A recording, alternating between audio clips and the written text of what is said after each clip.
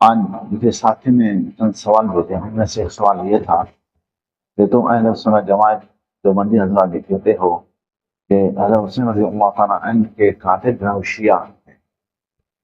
ये बात कहाँ है, कहाँ से साबित है?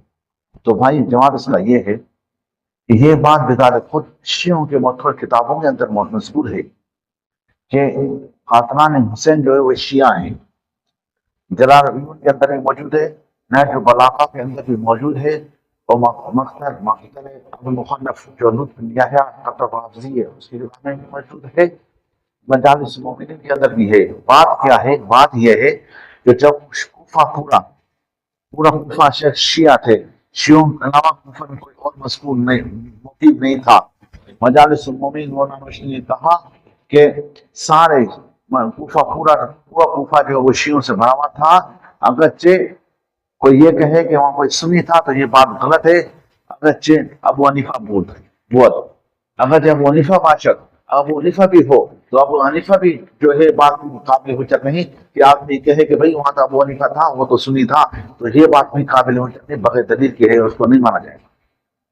तो ये बात उन किताबों में थे। तो उन्होंने ही खुतूत लिखे, हज़रत अब्दुल्लाह बिन अब्बास, हज़रत अब्दुल्लाह बिन उमर, हज़रत अब्दुल्लाह बिन जुबैर और मोहम्मद बिन हनीफा रज़ियल्लाहु अन्हु ने जब हज़रत हुसैन रज़ियल्लाहु अन्हु कूफा जाने से रोका तो उन्होंने अपने जाने की वजह ये बताई कि क़तअ इली शियती व अशराफ कूफा बिल-क़ुदूम, मुझे मेरे शियों ने और कूफा के मुतबर लोगों ने खतूत लिखे कि आप आओ, हम आपका बैत करते हैं।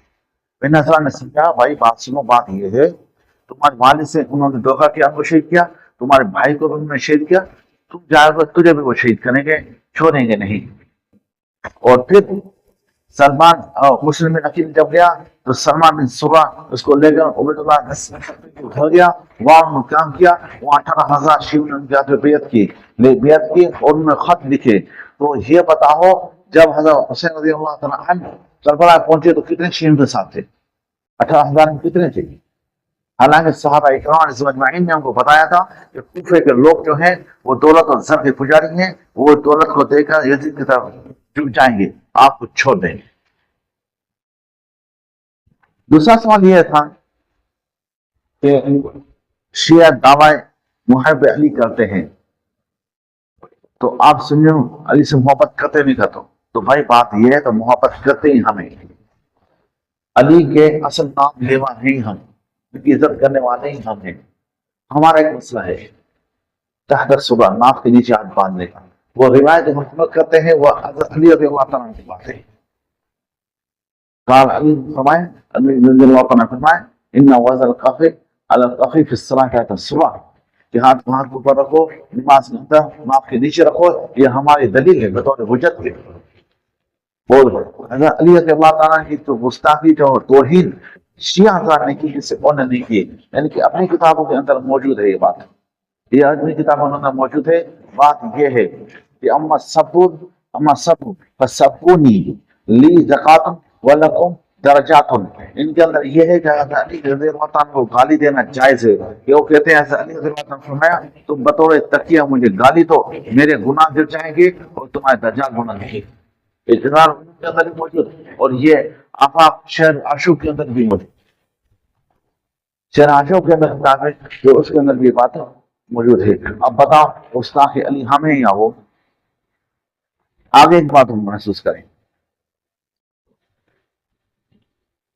वजूद तरजीह हमारी ये है कि हम रफ़ यदैन को तरजीह क्यों देते हैं, तर्क रफ़ यदैन को तरजीह क्यों देते हैं एतबार रफ़ यदैन के? तो भाई ये है कि जिन सहाबा इकराम अजमईन से तर्क रफ़ यदैन की रिवायतें मनक़ूल हैं, उनमें से किसी से भी रफ़ यदैन की रिवायतें मनक़ूल नहीं है, तो एतबार इसके कि जिन सहाबा इकराम अजमईन से तर्क रफ़ यदैन की रिवायतें मनक़ूल हैं, उनमें से तर्क रफ़ यदैन की रिवायतें भी मनक़ूल है।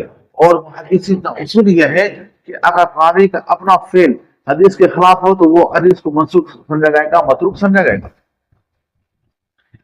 एक वजह हमारी तर्क को तरजीह देने की यह है कि जिन सहाबा इकराम रिज़वान से रफ़ यदैन की रिवायतें मनक़ूल हैं, वो तो या तो नौजवान है या तो वो सहाबा इकराम रिज़वान जो कुछ वक्त आप अलैहिस्सलाम के साथ रहे, उनको नमाज के बारे में تدریجات کے اعتبار سے اترتے اور نازل ہوتے ہوئے احکام کا علم نہیں، اعتبار ان سے جو صحابہ اکرام اول سے آخر تک آپ علیہ السلام کے ساتھ رہے اور نماز کے بارے میں مختلف احکام نازل ہونے کا ان کو علم تھا، آخر تک آپ علیہ السلام کے ساتھ رہے، جیسے عبداللہ بن مسعود رضی اللہ تعالیٰ عنہ، جو ان سے جو روایتیں انہوں نے جو نماز بتائی وہ بتائی جو بغیر رفعیتین کی ہے، اور جو رفعیتین نماز وہ حضرات بتا رہے ہیں جو کچھ وقت کام کیا، 10 15 دن 20 دن کام کیا اور پھر اپنے وطن کو چلے گئے، اور ان کو باقی نماز کے بارے میں تدریجات کے اعتبار سے نازل ہوئے احکام کا علم نہیں تھا۔